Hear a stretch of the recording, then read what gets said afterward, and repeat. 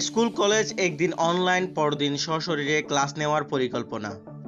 বৈশ্বিক জ্বালানি সংকট পরিপ্রেক্ষিতে মহানগর এলাকার শিক্ষা প্রতিষ্ঠান অনলাইন ও সশরীরে মিলিয়ে ক্লাস চালুর উদ্যোগ নিয়েছে শিক্ষা মন্ত্রণালয়। প্রাথমিকভাবে সপ্তাহে 6 দিন ক্লাস রেখে এর মধ্যে জোড় বিজোড় মিলিয়ে 3 দিন অনলাইন এবং 3 দিন সশরীরে পাঠদানের প্রস্তাব বিবেচনায় রয়েছে। অর্থাৎ শনিবার যদি অনলাইন ক্লাস হয় তাহলে রোববার হবে সশরীরে ক্লাস। এভাবে একদিন অনলাইন ক্লাস হলে পরদিন সশরীরে ক্লাস পরিকল্পনা করে সপ্তাহের ক্লাস সাজানোর কথা ভাবা হচ্ছে। এটি শিক্ষা মন্ত্রণালয়ের পরিকল্পনা।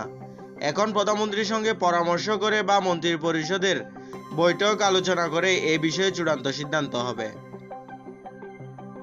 শিক্ষা মন্ত্রণালয়ের এক সভার সূত্রে এ তথ্য জানা গেছে। এর আগে আজ মঙ্গলবার সচিবালয়ে সাংবাদিকদের প্রশ্নের জবাবে শিক্ষামন্ত্রী আ.ন.ম এহসানুল হক মিলন সশরীরে ক্লাসের পাশাপাশি অনলাইন ক্লাস চালুর বিষয়ে আলোচনা হচ্ছে বলে জানান। এ বিষয়ে আগামী বৃহস্পতিবার মন্ত্রিসভার বৈঠকে প্রস্তাব উপস্থাপন করা হবে। চূড়ান্ত সিদ্ধান্ত নেবে মন্ত্রিসভা। পরে শিক্ষা মন্ত্রণালয়ের ঢাকা শহরের বিভিন্ন স্কুল কলেজের শিক্ষক, শিক্ষা বোর্ড ও মন্ত্রণালয়ের কর্মকর্তাদের অংশগ্রহণে এক মতবিনিময় সভায় এ বিষয়ে আলোচনা হয়। সবাই আপাতত সপ্তাহে 6 দিন ক্লাস নেওয়ার প্রস্তাব ওঠে, যার মধ্যে 3 দিন অনলাইন ও 3 দিন সশরীরে ক্লাস থাকবে।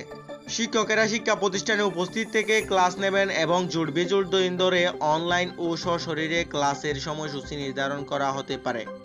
তবে ব্যবহারিক প্র্যাকটিক্যাল ক্লাস সশরীরেই নেওয়া হবে। সমস্যা দেখা দিলে প্রয়োজন অনুযায়ী এই সিদ্ধান্ত পরিবর্তন আনার সুযোগ রাখা হয়েছে।